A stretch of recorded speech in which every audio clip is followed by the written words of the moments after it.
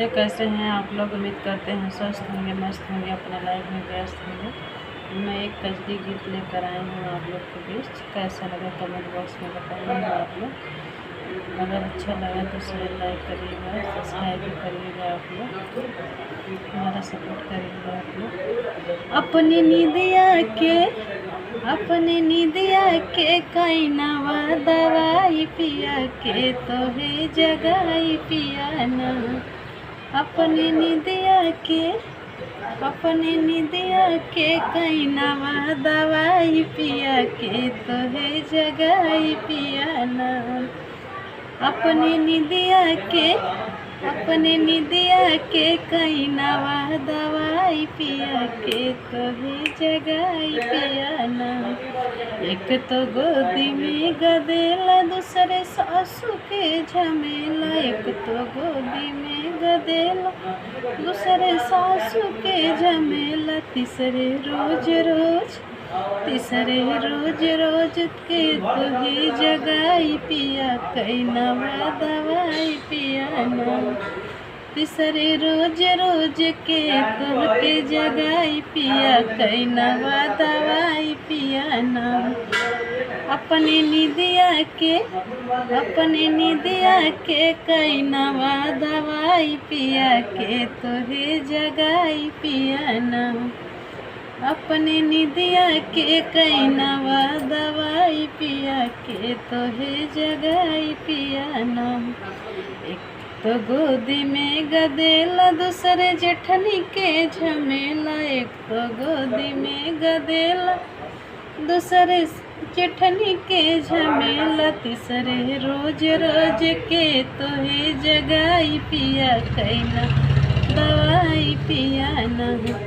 तीसरे रोज के तो है जगाई पिया कई नवा दवाई पिया ना। अपने नींदिया के कई नवा दवाई पिया के तो है जगाई पिया ना। अपने नींदिया के कई नवा दवाई पिया के तो है जगाई पिया ना। एक तो गोदी में गदेला, दूसरे ननदी के झमेला। एक तो गोदी में गदेला, दूसरे ननदी के झमेला। तीसरे रोज के तो ही जगाई पिया कई नवा दवाई पिया ना। अपने नींदिया के कई नवा दवाई पिया के तो है जगाई पिया ना। अपने नींदिया के कई नवा दवाई पिया के तो है जगाई पिया ना। इसी में एक कजरी गीत और गाऊंगी, एक साथ दो गीत गाऊंगी कजरी। कैसा लगा आप लोग बताइएगा। सखी हो फूट गई किस्मतिया, पिया मोर मिलल जुआरी ना। सखी हो फूट गई किस्मतिया, पिया मोर मिलल जुआरी ना।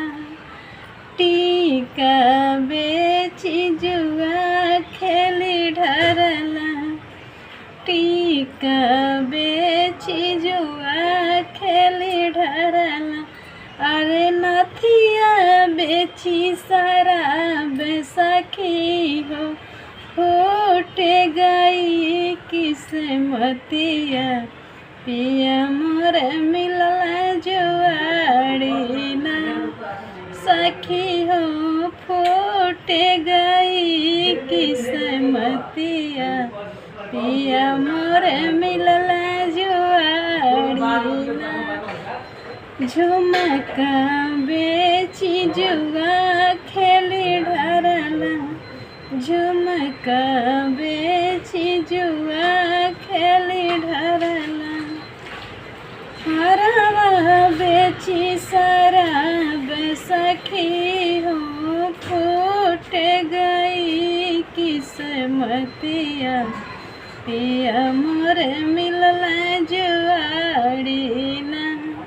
सखी हो फूट गई किस्मतिया, पिया मोर मिलल जुआरी ना। कंगन बेची जुआ खेली ढरला, कंगन बेची जुआ खेली ढरला, कर धन बेची शराब सखी हो फूट गई किस्मतिया, पिया मोर मिलला जुआड़ी ना, सखी हो फूट गई किस्मतिया, पिया मोर मिलला जुआड़ी ना। पायल बेची जुआ खेली ढरला, पायल बेची जुआ खेली ढरला, सिकड़ी बेची शराब सखी हो फूट गई किस्मतिया, पिया मोर मिलला जुआड़ी ना, सखी हो फूट गई किस्मतिया, पिया मोर मिलला जुआड़ी।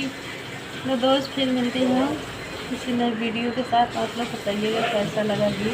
आप लोग बहुत सारा प्यार दुलार सपोर्ट दीजिए, आप लोग सपोर्ट करिए हमारा।